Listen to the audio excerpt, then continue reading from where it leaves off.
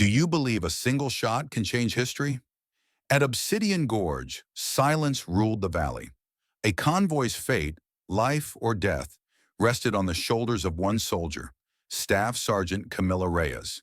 Hidden among the jagged rocks, she steadied her Barrett 50, preparing for an impossible shot 3,890 meters across shifting winds and scorching heat.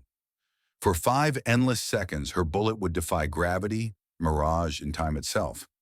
It was a moment where courage, skill, and destiny collided on the edge of the impossible.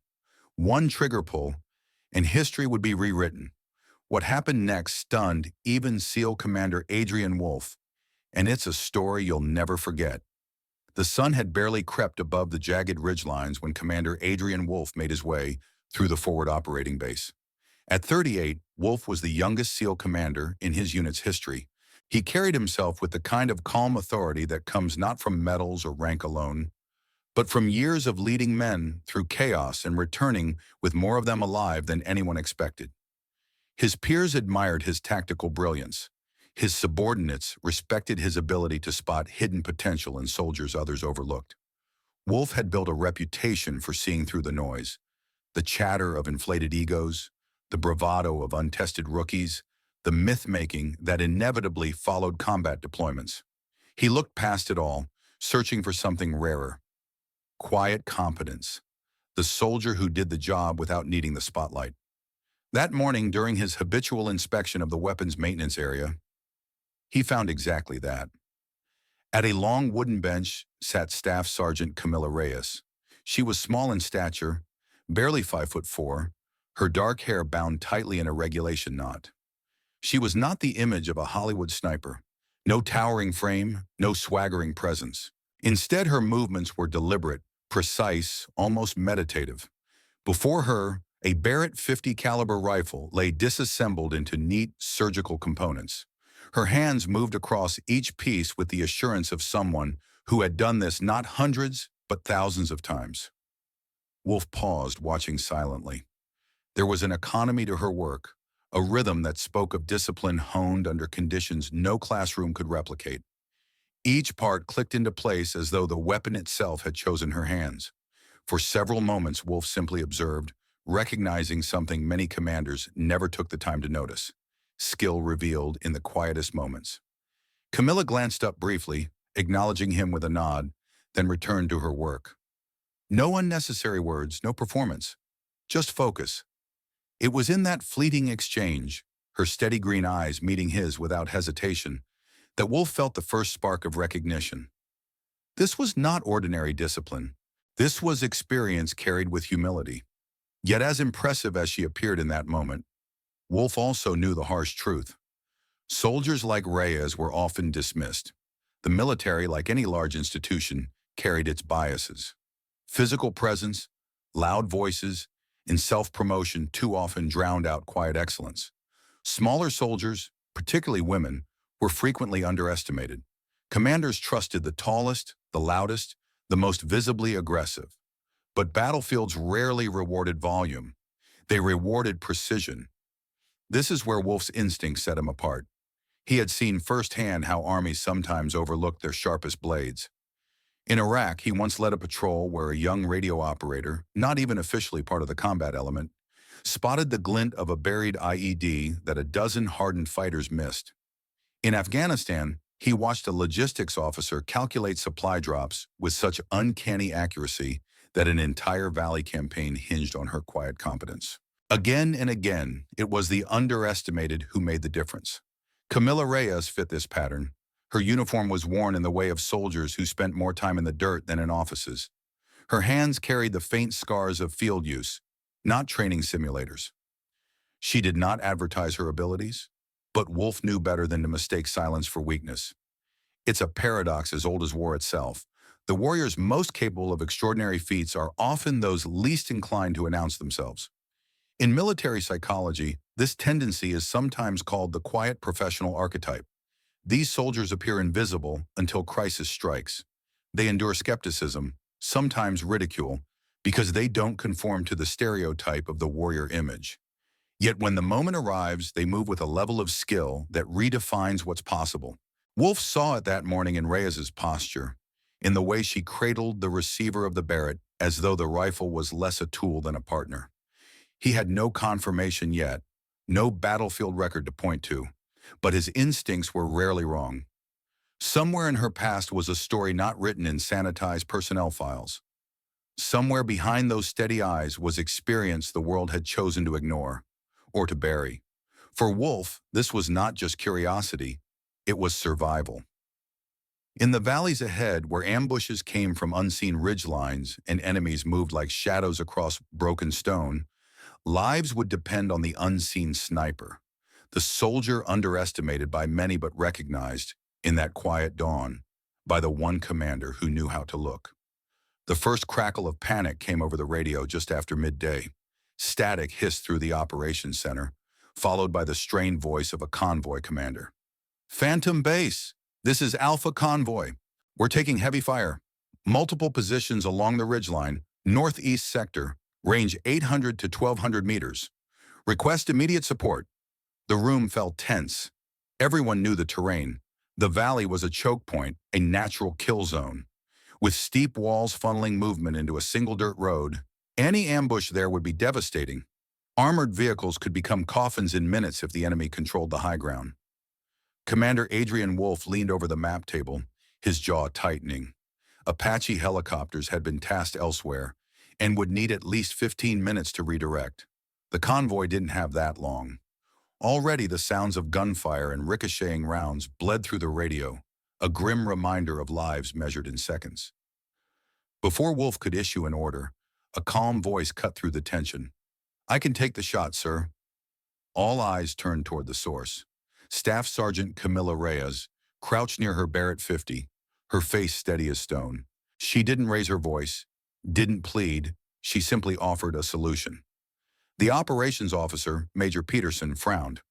"Reyes, do you understand what you're saying? Those ridges are well over 2 kilometers out. You'd need a miracle." A young corporal scoffed, half under his breath. "Leave the long stuff to the guys who've done it before." A ripple of uneasy laughter followed, the kind soldiers used to mask fear. Camilla didn't flinch. She adjusted the scope cap on her rifle, eyes fixed on the map display. "No miracles, sir. Just math and patience. I've done it before." Wolf caught something in her tone, confidence without bravado. He leaned closer. "Done what before, Sergeant?" Her gaze finally lifted, locking onto his. 3,247 meters, confirmed by 3 observers. The room fell silent. Even seasoned operators blinked in disbelief. For context, most trained snipers never attempt shots beyond 1,000 meters in real combat. Anything past 2 kilometers enters the realm of the extraordinary, where bullet drop, wind drift, humidity, and even the rotation of the earth can alter the path of a round. To claim a kill at 3,147 meters was to place oneself among the rarest marksmen in history. Major Peterson hesitated, searching for words. "That's beyond the weapon's rated envelope." Camilla's reply was measured, firm. "The rifle is capable if the shooter is. Give me coordinates, wind reports, and line of sight. I'll stop the ambush before they cut that convoy to pieces." It's the science of the impossible. For the uninitiated, long-range sniping is not simply pulling a trigger. At extreme distances, a sniper becomes part mathematician, part meteorologist, and part philosopher of patience. A 50 caliber round fired from a Barrett travels at nearly 900 meters per second. At over 3,000 meters, that bullet can spend 5 full seconds in flight, an eternity in combat. During those seconds, gravity will drag it downward more than 30 stories in height. Wind, no matter how slight, can push it yards off course. Heat waves rising from the ground create optical illusions called mirage, warping the target like ripples on water. To compensate, snipers build firing solutions. Calculations of angle, temperature, humidity, barometric pressure, even the Coriolis effect of Earth's rotation. Every factor must be weighed, every adjustment precise. A tenth of a degree off at the barrel can mean a clean miss hundreds of meters away. But numbers alone aren't enough. What separates a marksman from a legend is mental discipline. the ability to control breath and heartbeat, to quiet every doubt in the moment when a convoy's survival depends on one shot. It is less about pulling a trigger and more about aligning body, rifle, and environment into a singular point of convergence. Camila Reyes embodied that alignment. Years of practice, scars from missions no file recorded, hours spent lying in dirt watching wind flags dance, all of it had prepared her for this moment. Back to the ambush, Wolf's instincts overrode skepticism. "Sergeant Reyes," he said firmly, "you have your chance. Get into position." Some in the room shifted uneasily, but no one dared contradict him. Wolf had built his career on spotting hidden talent, and once again he was gambling on what others couldn't see. Camilla packed her kit swiftly: rifle, spotting scope, laser rangefinder. She moved with the efficiency of someone who had rehearsed this in silence countless times. No wasted gestures, no nervous chatter. She simply shouldered her gear and slipped out toward the observation ridge. As she disappeared into the dust, Wolf turned back to the others. "You doubt her? Fine. But in 5 minutes, if she's right, you'll be alive to rethink your assumptions." The skepticism Camilla faced wasn't unusual. Militaries often undervalue those who don't fit the stereotype. Snipers especially face doubt. Their work is solitary, unseen, and hard to measure until the results speak for themselves. The idea that one hidden soldier could reach across miles and halt an ambush feels almost mythical. Yet it is precisely this fusion of math and nerve that makes long-range sniping both feared and misunderstood. Camila Reyes was proof. Too small to intimidate, too quiet to boast, she had been overlooked in briefing rooms. But with the convoy minutes from destruction, her calm resolve became the razor's edge between survival and disaster. As the operations center fell silent, Wolf stared at the blinking convoy tracker. He thought of all the Reeses history had buried under arrogance and noise, and knew that this time at least the world would see. The ridgeline was quiet, at least from Camilla's position. The valley below, however, was chaos. The convoy was pinned down, armored vehicles wedged into a narrow canyon, machine gun fire rattling from hidden nests on the slopes. Dust plumes hung in the air, broken only by the sharp flashes of muzzle fire. Over the radio, strained voices shouted for help, coordinates, anything that might break the enemy's grip. But from where Staff Sergeant Camila Reyes lay, none of that chaos reached her pulse. Her breathing was steady, her heartbeat deliberate, her hands a calm extension of the massive Barrett 50 cal rifle. Where others heard panic, she heard only wind, its direction, its rhythm, its subtle shifts against the rock outcrops. She aligned the scope, adjusted her elevation, and whispered almost to herself, "Target acquired." The first shot thundered through the valley, echoing like a cannon blast. 5 seconds of silence followed. 5 eternal seconds where soldiers below clenched their teeth and prayed. Then through the radio came Camilla's calm voice. "One hostile down. Ridge nest neutralized." Almost instantly, fire from that sector ceased. A wave of relief rippled through the convoy. Yet before they could exhale, Camilla was already adjusting for the second shot. Her voice again measured, "Target 2, engaging." Another crack split the air. This time, enemy gunfire faltered mid-burst, sputtering into silence as the second nest collapsed. Inside the operations center, soldiers exchanged stunned glances. Even Major Peterson, the skeptic, leaned toward the monitors in disbelief.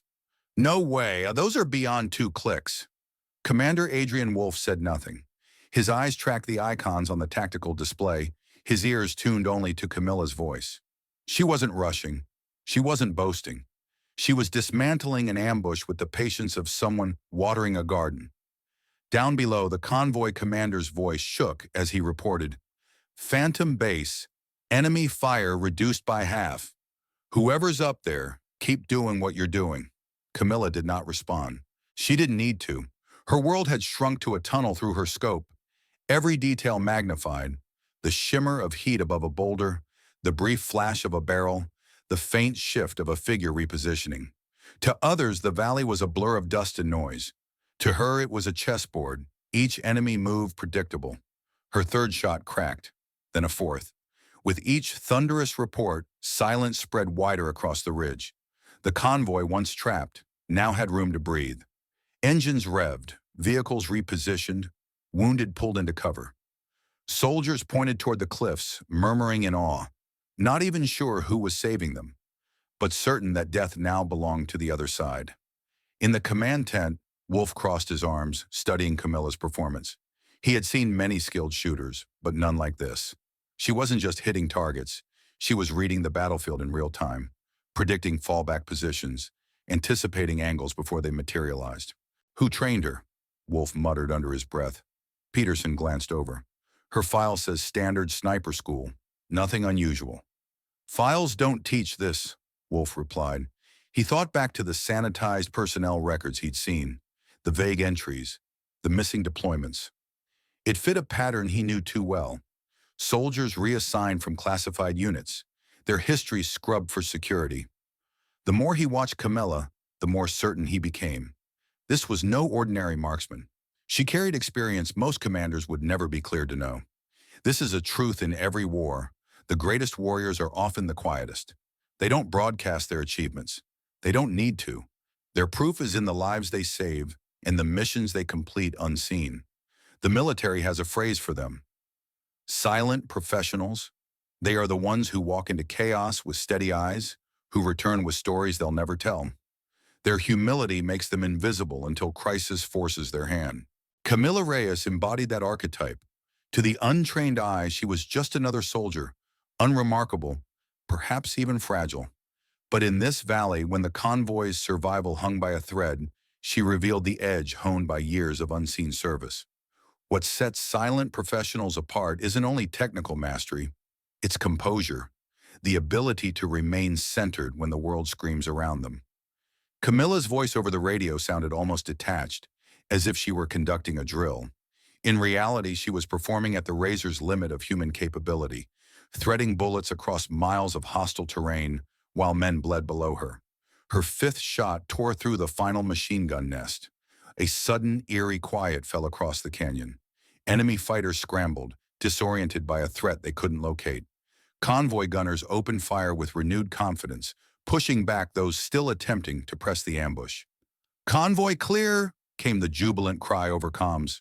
Relief washed through the operations center, but Wolf kept his eyes on the monitor, following Camila's position marker. He knew this wasn't luck. This wasn't chance. It was the unveiling of a soldier the Army itself hadn't fully recognized. When Camila finally checked in, her tone was unchanged. "Overwatch complete. Returning to base." No pride, no self-congratulation. Just a soldier reporting a task finished. As the convoy rumbled free of the canyon, Wolf felt a chill settle over him. He had led missions across Iraq, Syria, and Afghanistan, had fought beside operators whose names whispered through special operations circles. Yet here, in this valley, a staff sergeant had just executed a display of skill that belonged in legend.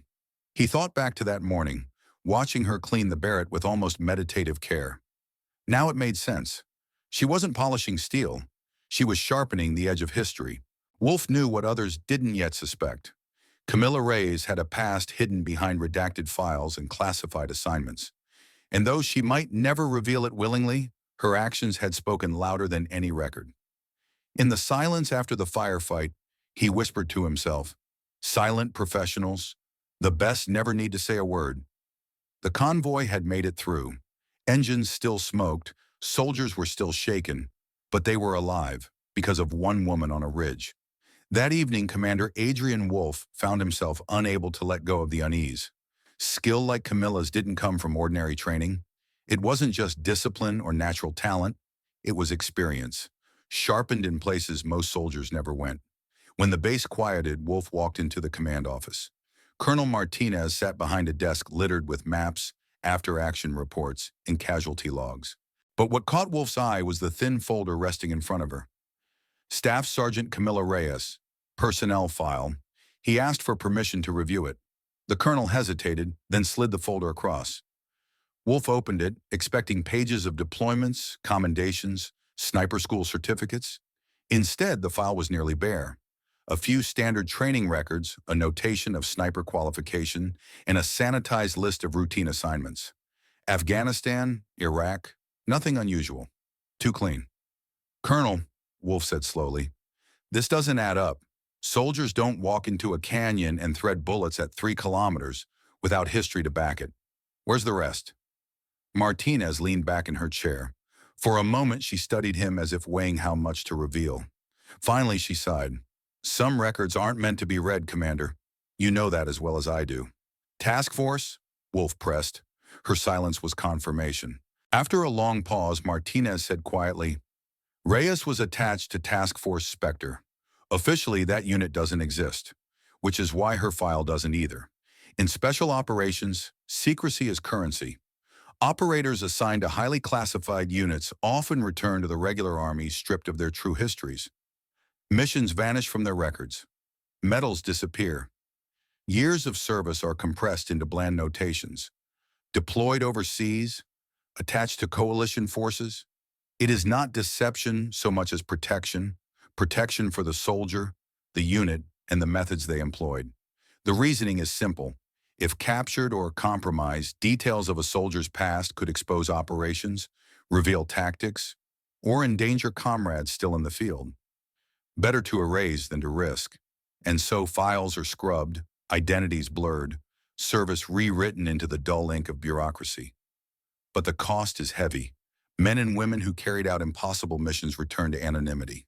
They can never fully explain what they've done, not to their families, not even to most of their commanders. Their stories remain hidden, their scars unrecorded, their triumphs whispered only among those who were there. Wolf closed the folder, frustration etched across his face. He understood the system. He had seen it before with SEALs whose records skipped entire deployments. But what struck him was the weight it must have placed on Camila. She carries all of it, he murmured. Every mission, every shot, and the world will never know. Martinez nodded. That's the burden of Spectre operators. They serve in shadows, and when they return, the shadows follow them. For Wolf, the revelation explained everything. The surgical precision, the calm under fire, the unshakable focus. Camila wasn't just a sniper. She was a veteran of a war the world would never admit had happened. War often hides its sharpest battles. Units like Task Force Spectre fight campaigns no one will ever read about. Victories uncelebrated, losses unrecorded, missions erased from history. For soldiers, this secrecy breeds isolation. They cannot share their past or speak of their scars. They blend into ordinary units, appearing unremarkable while carrying experiences that can split a battlefield apart. The silence protects the mission, but it burdens the soul.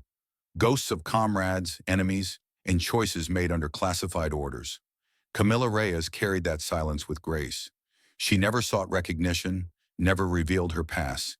Yet in the canyon, when the convoy cried for help, her true self emerged, not through words but through the calm arc of a bullet traveling miles to save lives. As Wolf left the colonel's office, the night air pressed cool against the base. He carried the folder under his arm, though it contained almost nothing. Still, he knew now what mattered. Camila was more than her rank, more than her stripped-down file. She was a product of shadows, a weapon honed in silence, a guardian the army itself had nearly forgotten. He realized something else. Talent like hers could not remain buried forever. The mission ahead, the one that would take them to Obsidian Gorge, would demand every ounce of her hidden history. And perhaps, Wolf thought, the world was about to learn what the shadows had tried so hard to conceal. The mission came 3 weeks later. Intelligence suggested that a high-value leader responsible for orchestrating attacks across the region would appear at Obsidian Gorge, a fortress-like compound built into the canyon stone. The target's habit was precise. He would step outside for only a minute or two, flanked by guards to meet couriers before retreating into cover. It would be the only window, and it would not come again. Commander Adrian Wolf knew the risk. Sending a strike team was suicide. The compound bristled with defenses. Airstrikes risked killing civilians in nearby villages. The only option was a single shot, one impossible shot across the gorge, and only one person could attempt it. Staff Sergeant Camila Reyes prepared in silence. She lay prone on a rocky outcrop, her Barrett 50 steady on its bipod. The distance was staggering, 3,190 meters, nearly 2.4 miles. Even Wolf, who trusted her more than anyone, felt his stomach tighten at the number. This wasn't just beyond doctrine, it was beyond imagination. Camila, however, treated it as she always did. Math, patience, breath. Give me the science of the shot. At this range, the bullet would take almost 5 seconds to reach its target. 5 seconds in which gravity would drag it downward nearly 200 feet. 5 seconds in which the slightest shift in wind could send it yards astray. 5 seconds in which heat rising from the canyon floor would warp the image in her scope, making the target shimmer and dance like a ghost. To compensate, Camila had spent hours preparing her firing solution. She measured wind with a handheld meter, studied mirage through her spotting scope, and logged barometric pressure, temperature, and humidity. Even the Coriolis effect, Earth's rotation, had to be factored in, altering the bullet's path subtly but critically over such a vast distance.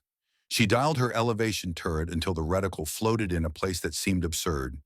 Not on the target, not even above him, but high into the empty sky, where mathematics said the bullet must begin its fall. 3,890 meters, she whispered. Time of flight, 4.7 seconds.